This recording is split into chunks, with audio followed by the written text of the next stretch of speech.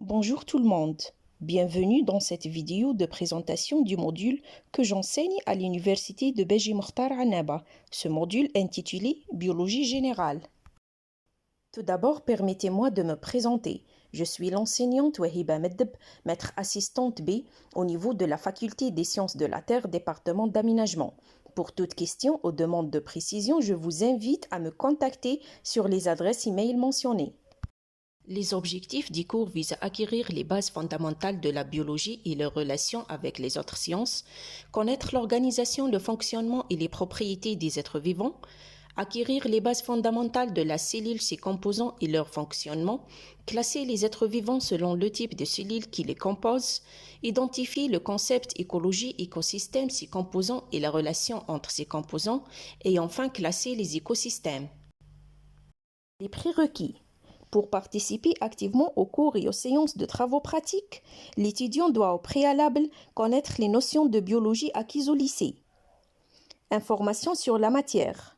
En ce qui concerne le module biologie générale, il s'agit d'une unité méthodologique qui figure dans le premier semestre, destinée aux étudiants de la première année licence géographie et aménagement du territoire. Le volume horaire hebdomadaire est 1h30 pour chaque séance de cours et de travaux pratiques répartis en 15 semaines. Ce module est évalué avec un coefficient de 2 et un crédit de 3. Sixièmement, le mode d'évaluation. Premièrement, on va voir ensemble 4 séances de TP. Chaque TP noté sur 20, la présence est obligatoire bien sûr. Deuxièmement, un examen écrit qui porte sur tout ce que vous avez vu pendant le semestre. La note du module sera la moyenne de 4 TP plus la note d'examen divisée par 2. Les cours sont organisés autour de 4 thèmes principaux qui sont introduction à la biologie, notion générale de la cellule, notion d'écologie, structure et fonctionnement des écosystèmes. Dans le premier chapitre, on va voir ensemble la définition de la biologie et les autres sciences, la relation entre la géologie, la géographie et la biologie, et enfin l'être vivant.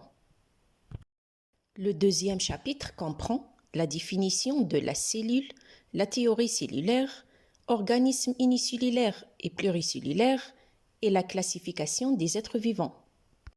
En ce qui concerne le troisième chapitre, on va voir ensemble la définition de l'écologie, le domaine d'intervention, principes fondamentaux de l'écologie, pourquoi étudier l'écologie, la notion d'écosystème, les composants d'un écosystème, les caractéristiques structurales des écosystèmes, les principaux écosystèmes existants et enfin la classification des écosystèmes. Le quatrième chapitre comprend les relations trophiques dans un écosystème, les composants de la chaîne trophique, les flux de matière et d'énergie dans un écosystème, comment l'énergie circule dans un écosystème, les principaux cycles biogéochimiques et autres relations entre les êtres vivants dans un écosystème. On arrive à la fin de cette vidéo. Je vous remercie pour votre attention. À très bientôt pour une nouvelle vidéo.